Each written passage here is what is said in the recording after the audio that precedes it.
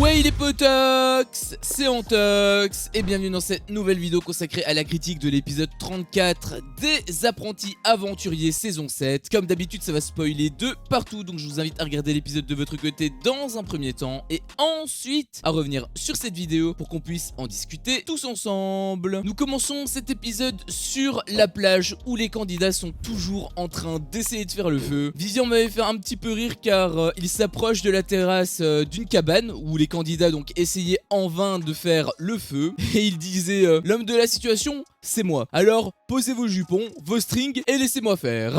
Il avait dit aussi en interview qu'il se devait de faire le feu car il l'avait promis à Benoît pour son anniversaire. Il va avoir une bonne surprise quand il va apprendre la nouvelle.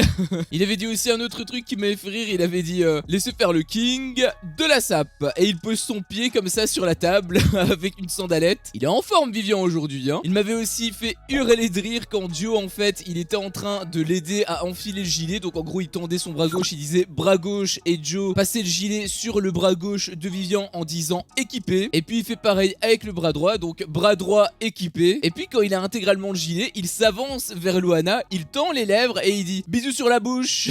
Cass qui disait en interview que s'il arrive à faire du feu il pourrait manger le manioc et les haricots qu'ils ont ramenés de la jungle. Ah, c'est tellement dommage que l'épicerie soit fermée hein. Ils auraient pu acheter quelque chose pour faire du feu, je sais pas. Et donc tout le monde l'encourage, Vivian se donne à fond pour faire le feu, mais rien ne sort. Le fils de Zeus n'a plus de jus. Et puis les candidats veulent faire une surprise à Benoît en écrivant bon anniversaire sur le sable et en lui souhaitant tous en cœur. Tant de minutes à l'écran pour du vent. En revanche, un passage qui m'avait fait un petit peu rire, c'est quand on voyait en fait Gab à poil avec une feuille sur la tub. Il lui fait des appels de phare ou...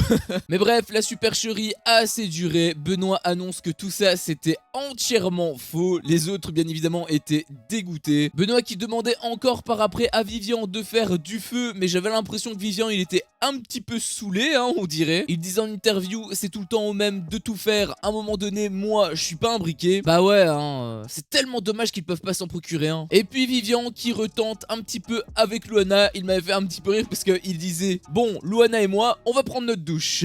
Joe qui piquait un petit peu Vivian en se moquant de lui. Vivian disait j'ai même plus la force de draguer et Joe lui avait répondu déjà que quand t'avais de la force c'était pas fameux. Luana qui avait un petit peu défendu Vivian, elle disait qu'au moins lui il lui faisait rire. D'ailleurs Vivian avait surenchéri en disant femme qui rit.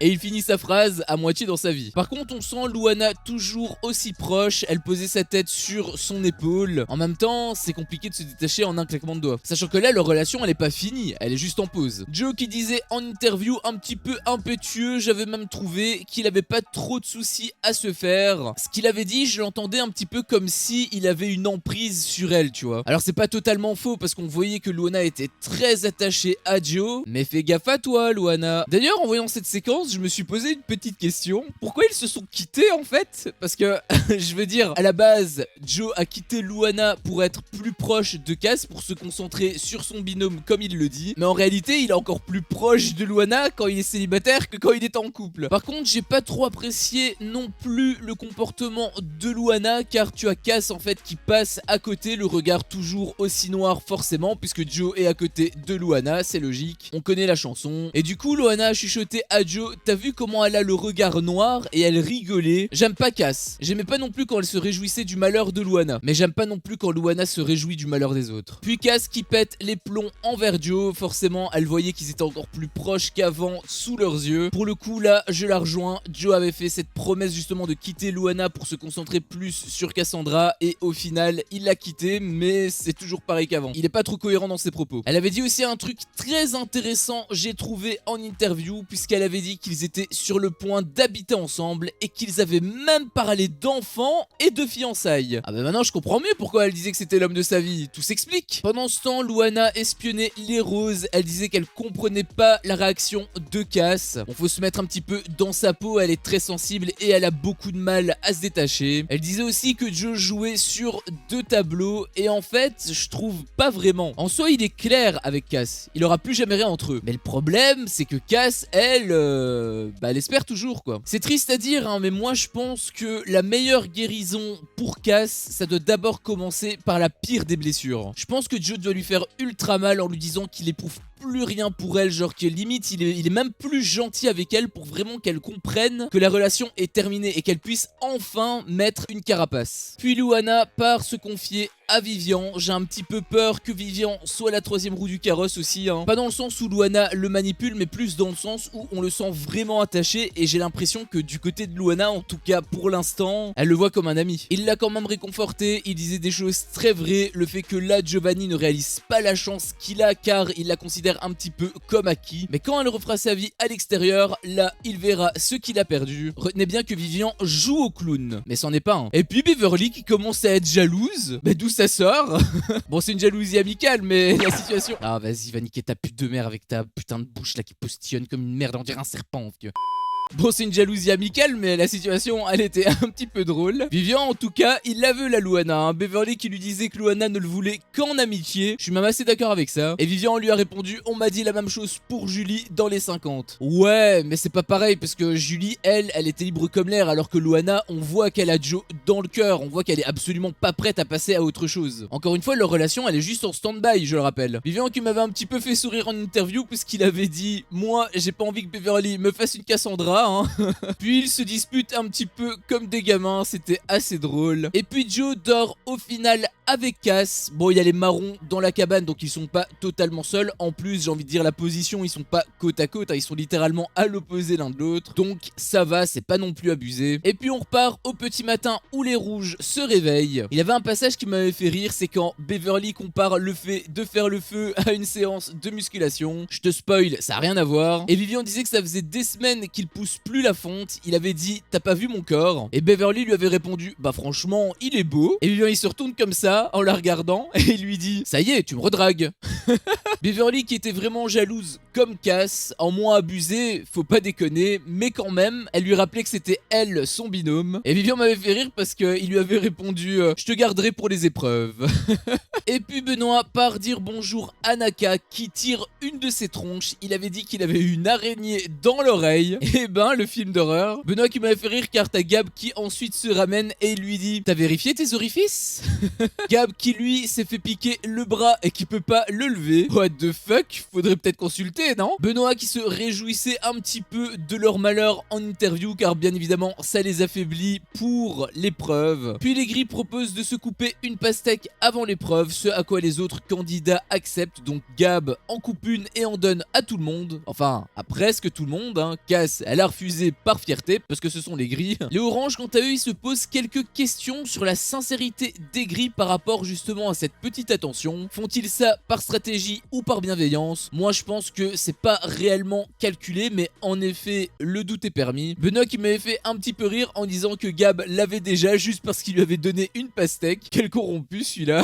Et puis Julie, elle disait un truc intéressant à Benoît car elle pointait du doigt les changements de personnalité de Gab tout au long de l'aventure. Dans un premier temps, il était gentil car il était avec les bleus, donc avec une équipe assez faible. Puis ensuite, il est devenu beaucoup plus agressif quand il a été avec les violets, donc une équipe plus forte. Et là maintenant qu'il n'y a plus les alliances, il redevient un petit peu calme et attentionné. Elle disait qu'elle appréciait pas ça, moi non plus, je dois le reconnaître, mais après je pense pas vraiment que ce soit un changement de personnalité. Là ce qu'elle décrit là, c'est plus un changement de comportement, de réaction en fait. Forcément t'as pas le même comportement tout le temps. Parfois t'es énervé, parfois t'es triste, parfois t'es joyeux, ça dépend du moment. Bref, Julie se méfie quand même de Gab, donc elle met en garde Benoît. Et puis l'heure de l'épreuve approche, donc les candidats se préparent. Gab qui taquinait un petit peu les roses en disant, j'ai hâte encore de te foutre une branlée. Il parle de quelle branlée exactement?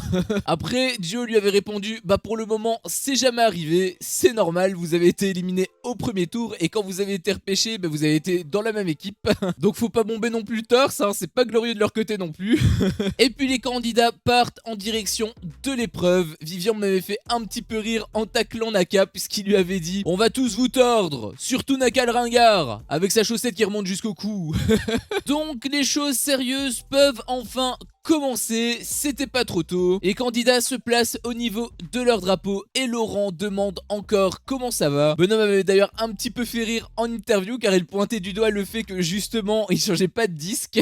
Il avait aussi ajouté s'il te plaît explique-nous les règles et on y va. Par pitié oui. Laurent confirme donc que l'équipe ayant le plus de perles commencera en premier lors de la finale. Ça c'est comme tous les ans. Et il annonce les gains. Le premier aura 40 perles, le deuxième 20 perles, le troisième 10 perles, le quatrième 5 perles et le cinquième bien évidemment comme d'habitude 0 perles. On voyait le visage des candidats illuminé à l'évocation de la première place justement par rapport au nombre de perles. Encore faut-il finir premier. Et l'épreuve est donc le suivant. Tu as un parcours où au début il y a un seau rempli d'eau et une demi-noix de coco, puis un long passage avec au milieu l'obstacle de la poutre, et puis tout au bout un récipient rempli d'eau dans une sorte de sablier. Les règles sont simples, remplir la demi-noix de coco dans le seau, passer la poutre d'une seule traite donc sans tomber, et verser l'eau dans le sablier. Une fois que c'est fait, les candidats reviennent à leur position de départ et donnent leur demi-noix de coco à leur partenaire pour qu'ils puissent s'élancer à leur tour. Le but est que le sablier ne se vide jamais, donc c'est une épreuve d'endurance, faut tenir le plus longtemps possible. Ça a l'air d'être vraiment horrible cette épreuve. Et puis les joueurs prennent place et le jeu peut enfin démarrer. Gab qui termine le parcours premier, franchement c'était assez impressionnant, quoique pas très surprenant, hein. On commence à avoir l'habitude avec Gab. Suivi par Naka, étonnamment, Héloïse elle était assez surprise, on aurait dit aussi, elle était très fière, mais en vrai il a de quoi, hein, parce que justement il y a des gens très très forts à côté de lui. Je pense notamment à Giovanni, mais là en l'occurrence je sais pas trop ce qu'il avait, on le voyait plus trop. Bon, il a fini troisième, hein. Par contre la vitesse à laquelle l'eau elle tombe, elle est pressée ou quoi? Benoît qui était tombé, déjà un petit désavantage pour les oranges, mais de toute façon ça peut pas être pire que les rouges qui sont derniers. Vivian tombe une fois, deux fois, trois fois, bref avec son orteil cassé ça lui fait vraiment perdre l'équilibre, donc c'est quasiment cuit malheureusement pour eux sur le long terme. Par contre Beverly a été très maligne parce que certes elle est pas rapide mais elle perd très peu d'eau, donc en fait elle privilégie l'efficacité à la rapidité, c'est aussi une stratégie. Par contre c'est complètement alambiqué pour les marrons car justement Naka lui il dit exactement l'inverse à Héloïse et lui disait de se dépêcher. Après bon faut quand même doser hein, parce que autant Beverly elle je trouve qu'elle a la bonne vitesse, autant Naka il veut qu'Héloïse se dépêche, autant Cass c'est littéralement une tortue sur cette épreuve hein. Elle prenait le seau délicatement, elle le remplissait même pas à ras-bord et elle allait à la poutre en marchant. Je veux bien qu'il faut pas se précipiter mais quand même quoi. Vivian qui perd encore du temps en tombant, on voit le récipient à deux doigts de se vider. Franchement, s'ils finissent pas dernier, c'est un exploit. Hein. Loana qui perd aussi un petit peu de temps de son côté. Elle tombe deux fois. Elle commençait même un petit peu à s'énerver et à paniquer aussi par la même occasion. Elle a quand même fini par le passer, mais c'est chaud aussi pour eux du coup, car la moindre erreur peut leur être également fatale, car ils avaient beaucoup d'avance. Et malheureusement, le sablier, il est qu'à la moitié. Et là, coup dur pour les marrons. Héloïse qui glisse sur la poutre et qui se fracasse dessus. Naka qui court vers elle pour l'épauler. Au final ça va car elle reprend le jeu, mais ils ont perdu énormément de temps. Peut-être que les rouges ne finiront pas derniers du coup.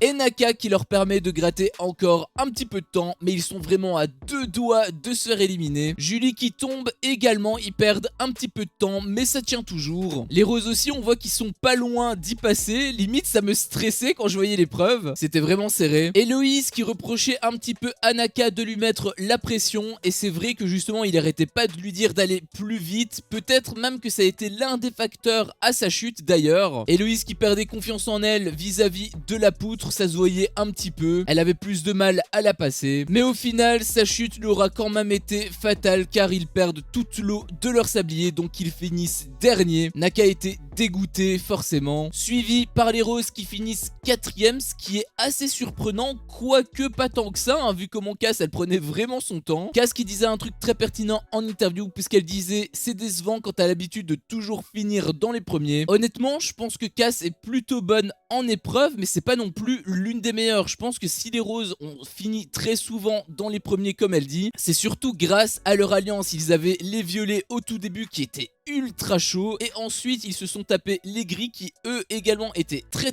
forts. Mais c'est pas parce que t'es sportif que forcément t'es très fort. Là en l'occurrence ça demande également de l'agilité, ça demande également de la réflexion. Sincèrement je la mettrais plutôt entre Héloïse et Beverly. Vivian qui se bat pour passer cette poutre, mais il a vraiment du mal avec son orteil, à tel point que au final cette poutre aura raison de lui. Les rouges finissent donc 3ème, Vivian culpabilisé un petit peu car il endossait l'entièreté de la responsabilité. Un petit peu à raison hein, mais c'est quand même bien de le reconnaître. Donc ça se joue entre les gris et les oranges, et tu te doutes bien que s'ils ont gagné à ce point du temps avec le faux anniversaire de Benoît, c'est pas pour rien. L'épisode se termine sur ça, donc il faudra attendre demain pour avoir le résultat de cette épreuve. Bref, c'était mon avis sur cet épisode, un épisode qui était assez mou au début. Je te cache pas que la phase où il y avait le faux anniversaire de Benoît, ça m'a pas trop plu. C'était censé être divertissant, mais en soi je savais que c'était vraiment pour gagner du temps. Heureusement Benoît y a mis un terme relativement rapidement. Puis ensuite s'est enchaîné le milieu d'épisode qui était pas spécialement plus dynamique non plus, quoique il y a eu la préparation avec un petit peu de taquinerie par rapport aux épreuves. Et ensuite le deuxième tiers de l'épisode qui était cette fois-ci beaucoup plus intéressant puisque c'était l'épreuve. Une épreuve que j'ai trouvé absolument horrible hein, ça se joue vraiment sur l'usure, qui va tenir le plus longtemps. Et il y a eu quand même quelques rebondissements. Je pensais au départ que ce serait les rouges qui termineraient dernier vu l'énorme désavantage avec le pied de Vivian. Mais un miracle s'est produit pour lui puisque Héloïse a perdu énormément de temps en se fracassant sur la poutre. Heureusement d'ailleurs qu'elle s'est pas plus blessée que ça. Et puis la fin nous laisse sur un mini cliffhanger. Qui va être le grand vainqueur entre les gris et les oranges? Au vu des sabliers, moi je mettrai une petite pièce sur le fait que les premiers seront les gris. Mais rendez-vous donc demain pour être fixé. Sur ce, cet épisode s'achève ici. Si mon contenu te plaît, fais-le moi savoir en me laissant un énorme pouce bleu. À chaque fois que je vois ça, je vois que mon contenu plaît et donc moi ça me motive à continuer. Si t'es pas encore un peu tox, qu'est-ce que tu attends pour me défoncer ce gros bouton rouge? N'hésite pas à activer la cloche pour ne rien louper et je te dis à la prochaine pour une prochaine vidéo. Ciao.